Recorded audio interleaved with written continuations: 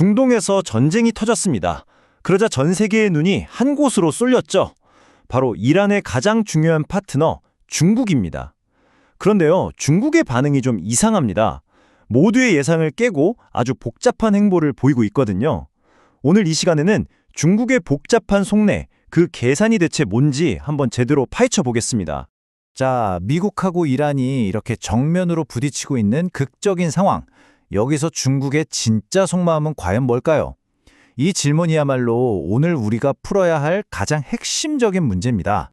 사실 좀 놀라운데요. 중국의 첫 반응은 무슨 거창한 전략적 계산 이런 게 아니었어요.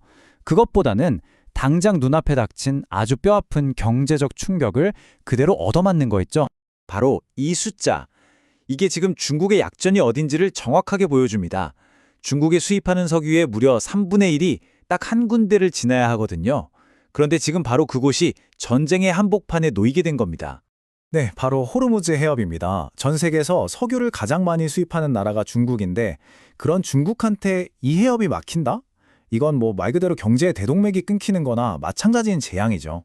에너지 공급망 전체가 그냥 마비될 수도 있는 정말 치명적인 약점인 거예요. 이걸 보시면 중국이 지금 얼마나 골치 아픈 상황인지 한눈에 들어옵니다.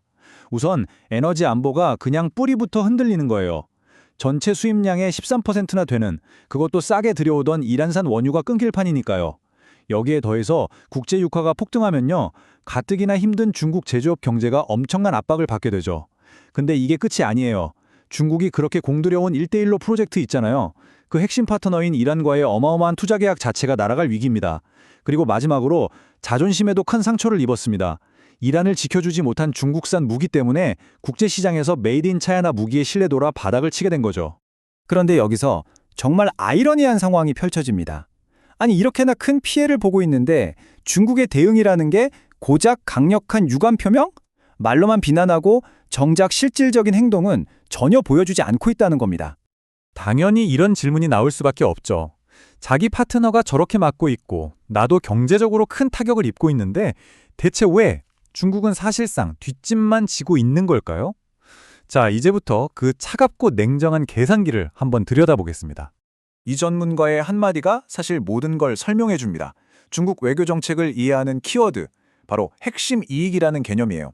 이게 무슨 뜻이냐면 중국은 모든 국제 문제에 똑같은 비중을 두지 않는다는 겁니다. 철저하게 우선순위가 있다는 거죠. 자, 이 그림이 중국의 우선순위를 아주 명확하게 보여주죠. 중국에게 있어서 그 어떤 것과도 바꿀 수 없는 최우선순위, 즉 핵심 이익은 바로 대만 통일입니다.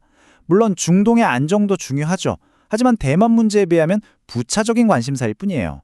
그러니까 이란 좀 지켜주자고 미국과 정면으로 부딪혀서 정작 제일 중요한 대만 문제에서 손해를 볼 수 있는 그런 위험한 도박은 절대 하지 않겠다는 겁니다. 결국 중국이 이렇게 한 발 빼는 데는 다 이유가 있는 겁니다. 전통적으로 어느 한쪽에 치우치지 않는 비동맹 원칙을 지키면서 이란뿐만 아니라 사우디, 이스라엘과도 복잡하게 얽힌 관계 속에서 아슬아슬하게 균형을 잡고 있는 거고요. 또 당장 남의 나라 전쟁에 끼어들기보다는 자국 경제 살리는 게 더 급한 현실적인 문제도 있는 거죠. 자, 이제부터 이야기의 판을 완전히 한번 뒤집어 보겠습니다. 지금까지 우리가 본 건 단기적인 손해잖아요. 그런데 이 고통의 뒷면에는요, 중국이 노리고 있는 훨씬 더 큰 장기적인 기회가 숨어 있습니다. 겉으로 보면 중국도 분명히 손해를 보고 있는 위기 상황인데 어쩌면 이게 세계 질서를 자신들에게 유리하게 바꾸려는 중국의 아주 치밀하게 계산된 도박일 수 있다는 겁니다. 단기적인 손실은 좀 감수하더라도 더 큰 그림을 그리고 있다는 거죠. 중국이 노리는 장기적인 이익은 꽤 명확합니다. 첫째, 전쟁으로 약해진 이란은 살기 위해서라도 중국에 더 매달릴 수밖에 없게 되겠죠. 그리고 이게 가장 중요한데요. 미국이 중동이라는 진흙탕에 발이 묶여 허우적대는 동안 중국은 자기 앞마당인 인도태평양에서 영향력을 키울 아주 결정적인 시간을 벌게 됩니다. 이건 미국의 힘을 빼놓으려는 중국의 큰 전략과도 정확히 맞아떨어지고요. 심지어 전쟁이 끝나고 나면 이란 재건 사업에 뛰어들어서 서방 기업들을 밀어내고 막대한 경제적 이익까지 챙길 기회를 엿보고 있는 겁니다. 결국 이 모든 움직임은 중국이 궁극적으로 원하는 세상, 바로 다극화 세계로 가기 위한 하나의 과정이라고 볼 수 있습니다.